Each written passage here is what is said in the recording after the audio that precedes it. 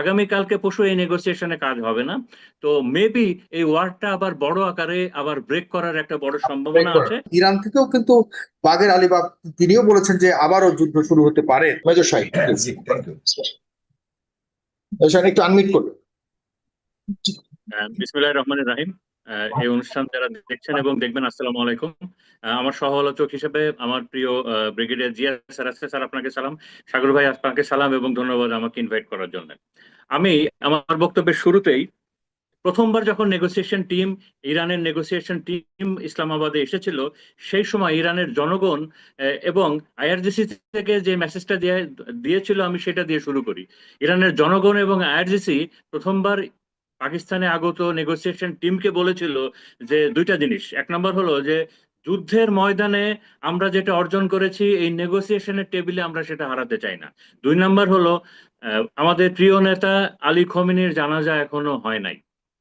একই সাথে আমরা খেয়াল করলে লক্ষ্য করবো যে যে নেগোসিয়েশন টিমটা প্রথমবার এসেছিল, তারা চারটা জিনিস সারা বিশ্বের সবাইকে বুঝিয়ে দিয়েছিল। চারটা বিষয়, তার ভিতরে প্রথমটা হলো যে এই প্রথম আমেরিকার ইতিহাসে যে নেগোসিয়েশন টিমে ভাইস প্রেসিডেন্ট ভেন্সের নাম প্রথমে ছিল না।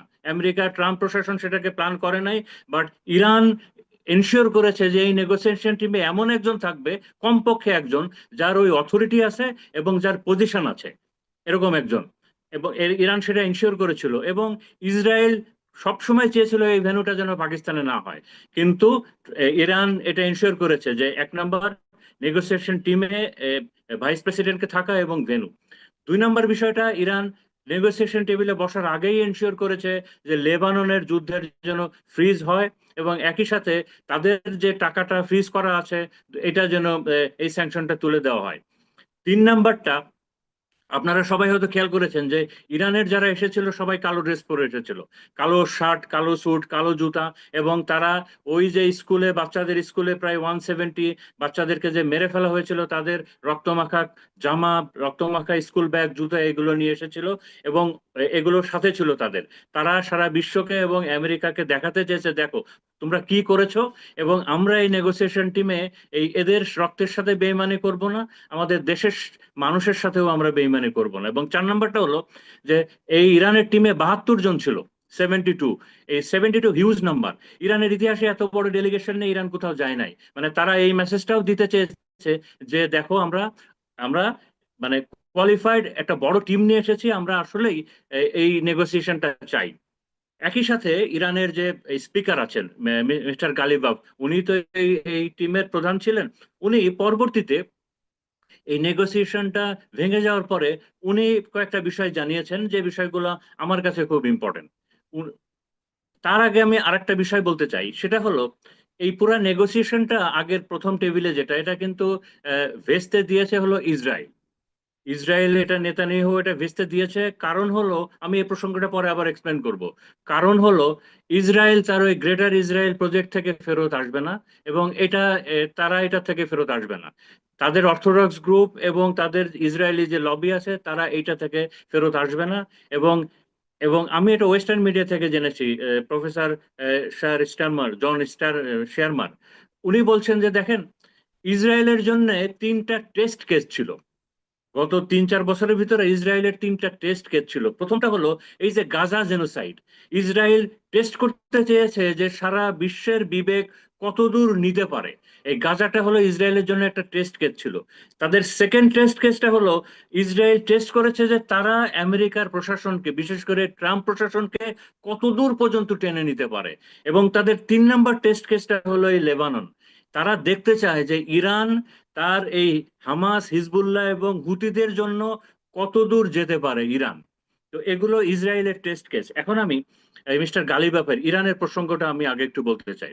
মিস্টার গালিবাফ আগের নেগোসিয়েশন থেকে ফিরে যেয়ে উনি কতগুলো কথা বলেছিলেন।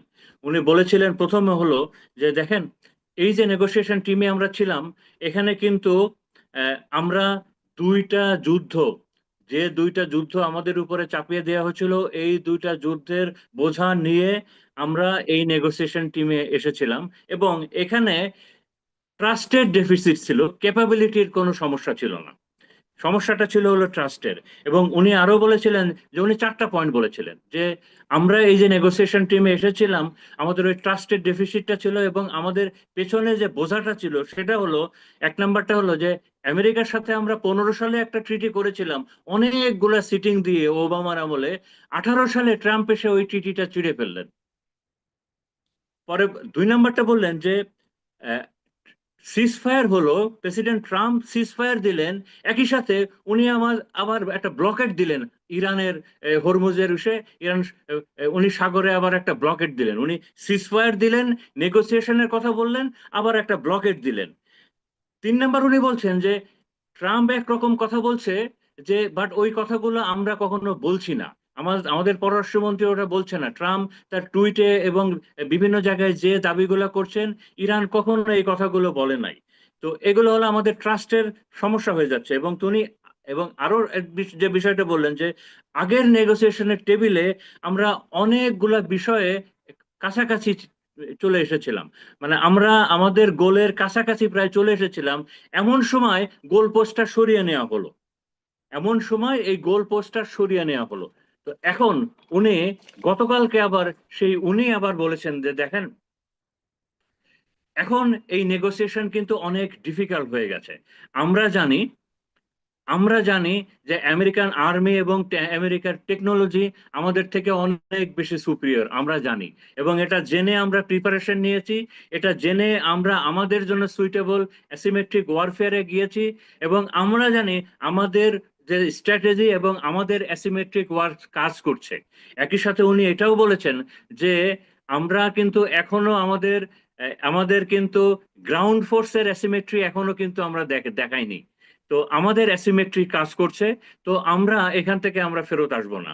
একই সাথে উনি ওনাদের মহিলাদের কথা বলেছেন, ইরানি মহিলাদের কথা বলেছেন যে আমাদের মহিলারা চায় যে আমরা যেন আমাদের নেগোসিয়েশন টেবিলে কোনো ধরনের কম্প্রোমাইজ না করি, বিশেষ করে 4টা বিষয়।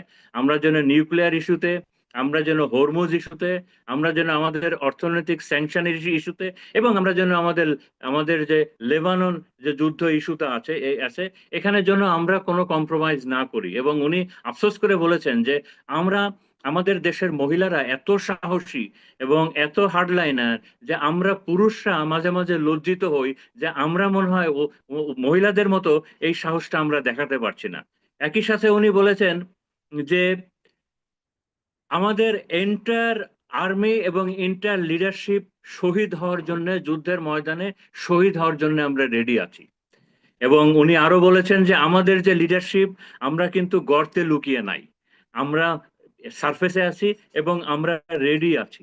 তো এ কারণেই এই বার্তাগুলো দিচ্ছে যে ইরান হার্ডলাইনে থাকবে এবং ইরান কোনো কম্প্রোমাইজ করবে না, ইরান কোনো কম্প্রোমাইজ করবে না। এবং এখানেই ইরানের সাথে, ইরানের যে কমান্ড চ্যানেল আছে তাদের সাথে আমেরিকার ইউএস এর যে কমান্ড চ্যানেল, বিশেষ করে ট্রাম্প অ্যাডমিনিস্ট্রেশনের একটা বড় গ্যাপ দেখা দিছে। গ্যাপটা হলো কি, যেমন ট্রাম্প দাবি করছেন যে ইরান তার এনরিচড ইউরেনিয়াম দিয়ে দিতে রাজি হয়েছেন, বাট ইরান বলছে যে no, enriched uranium will not go anywhere, এটা যেখানে আছে সেখানে থাকবে। ট্রাম্প দাবি করছেন যে হরমুজ ওপেন, ইরানিয়ান বলছে যে না, হরমুজ ওপেন না, এটা মাঝে মাঝে আমরা লিমিটেড আকারে একটা ওপেন করছি with Iranian terms and condition. Trump বলছেন যে ইরান নেগোসিয়েশন টক রেডি আছে সবকিছু, বাট ইরান বলছে যে বিশেষ করে তারা গত নেগোসিয়েশনের এক্সপিরিয়েন্স থেকে এখন এই ইরানিয়ান টিম তারা একটা এই দাবি থেকে তারা সরে আসছে না যে নেগোসিয়েশনের টেবিলে বসার আগে এইটার একটা ফ্রেমওয়ার্ক থাকবে, একটা রিটেন ফ্রেমওয়ার্ক থাকবে। আমরা ভার্বাল কোনো কিছুতে, আমেরিকা ইসরায়েলের কোনো কিছুতে আমরা বিশ্বাস করি না, ভার্বাল কোনো কিছুতে আমরা বিশ্বাস করি না। এবং এই ক্ষেত্রে আমি আমেরিকার, এই ক্ষেত্রে আবার একটু শিফট করে আমি আমেরিকার বিশেষ করে ট্রাম্প এবং ট্রাম্পের প্রশাসনের কয়েকটা বিষয় বলতে চাই। যে ট্রাম্প এবং ট্রাম্প প্রশাসনের এখন তারা কি মনে করছে, আমি এটা ওয়াশিংটন পোস্ট অথবা কোন আমি গতকাল দেখেছি এটা, যে ট্রাম্প প্রশাসন মনে করছে যে তাদের প্ল্যান কাজ করছে। বিশেষ করে তাদের পজিশন এবং ট্রাম্পের যে মাইন্ডসেটটা আছে সেইটা অ্যানালাইজ করে তারা বলছে যে ট্রাম্প এবং ট্রাম্পের প্রশাসন মনে করছে যে তাদের স্ট্র্যাটেজিটা কাজ করছে এই মুহূর্তে নেগোসিয়েশনের জন্য। এবং তার সাপোর্টিং এ বলছে যে কারণ হলো এক নাম্বার, যে এই যে ট্রাম্প যে ব্লকেটটা দিয়েছে, তাদের ধারণা এই ব্লকেটটা কাজ করছে এবং ইরানের মাত্র 15% তেল বাইরে যেতে পারছে। তো ইরানের ইকোনমি একটা ব্রেকিং পয়েন্টের কাছে চলে যাচ্ছে। দুই জি নাম্বার হলো, এটা গত কয়েকদিনের ঘটনা, যে সেন্ট্রাল ব্যাংক থেকে ইরানের যে 12 বছর যাবত ইরানের অনেক লোন আছে ওয়ার্ল্ড ব্যাংকে, সেন্ট্রাল ব্যাংকে, তো তাদেরকে ওয়ার্নিং দিয়েছে ইরানকে। আলটিমেটলি এটা ইউএসএ তাদেরকে দেওয়ানো হয়েছে এবং ইউএসএ মনে করছে এটাও তাদের জন্য একটা পজিটিভ পয়েন্ট।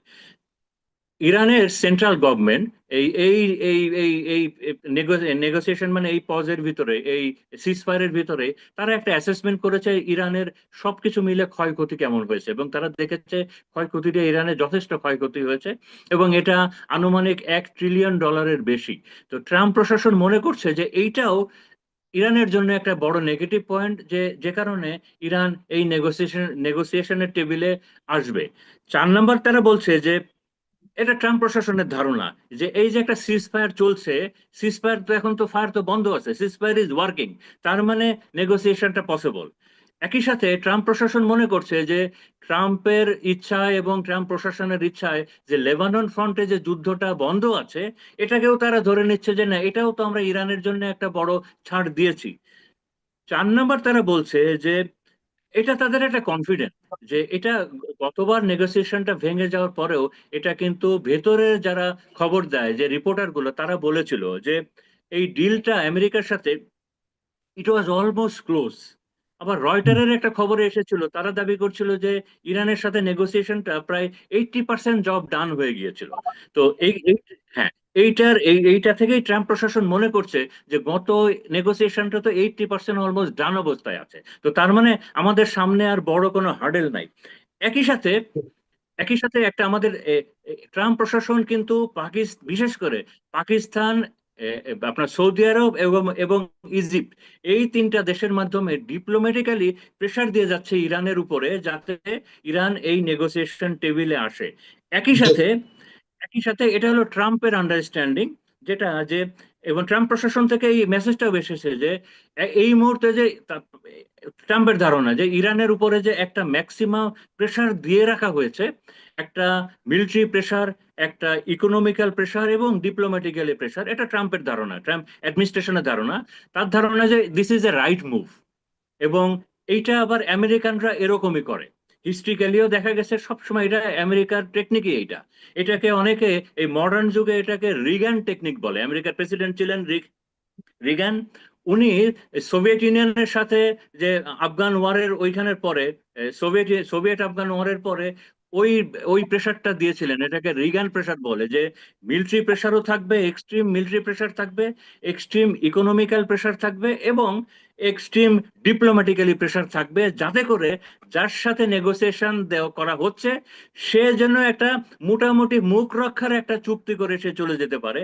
এ কারণে আমেরিকা এবং ট্রাম্প প্রশাসন এইটা বজায় রেখেছে, যে জি ব্লকেড এবং সবকিছু দিয়ে যে একটা এক্সট্রিম মিলিটারি প্রেশার, একটা এক্সট্রিম ইকোনমিক্যালি প্রেশার এবং একটা ডিপ্লোম্যাটিক্যালি প্রেশার, এটা তাদের ধারণা, এটা ট্রাম্প প্রশাসনের ধারণা। বাট পণ্ডিতরা কি বলছেন? পণ্ডিতরা বলছেন, আহ, আহ, আমি কি এখন শেষ করবো নাকি আর 2 মিনিট কন্টিনিউ করবো সাগর ভাই? জি, একটু শেষ করতে হবে, জি 1 মিনিটে শেষ করতে, জি একটু। আচ্ছা, তো পণ্ডিতরা যেটা বলছেন, সকল অ্যানালিস্ট, ওয়েস্টার্ন অ্যানালিস্টরাই বলছেন যে ট্রাম্প যেটা ধরে নিচ্ছেন বিষয়টা আসলে না। কারণ হলো, ট্রাম্প যেটাকে ইরানের ব্রেকিং পয়েন্ট বলছেন, ইরানের ব্রেকিং পয়েন্টটা আরো দূরে। ওই জায়গাটা টাচ করার ক্যাপাবিলিটি আমেরিকার নাই। ওই জায়গাটাই, মানে ইরানকে তার ব্রেকিং পয়েন্টে নিতে গেলে নেগোসিয়েশন টেবিলে ট্রাম্পের ইচ্ছা মতো অথবা আমেরিকার পছন্দ মতো একটা নেগোসিয়েশন করতে গেলে ওই ব্রেকিং পয়েন্টে ইরানকে নেওয়ার মতো ক্যাপাবিলিটি এখনো আমেরিকার হয় নাই। কারণ এক্সটার্নাল এবং ইন্টারনাল প্রেসার হ্যান্ডেল করার মতো এখনো ইরানের অনেক ক্যাপাবিলিটি রয়ে গেছে, যে কারণে ট্রাম্পের এই চিন্তাটা আপাতত এখন কাজ করবে না। তো আমার যেটা ধারণা, যে এই নেগোসিয়েশনটা আগামীকালকে পরশু এই নেগোসিয়েশনে কাজ হবে না।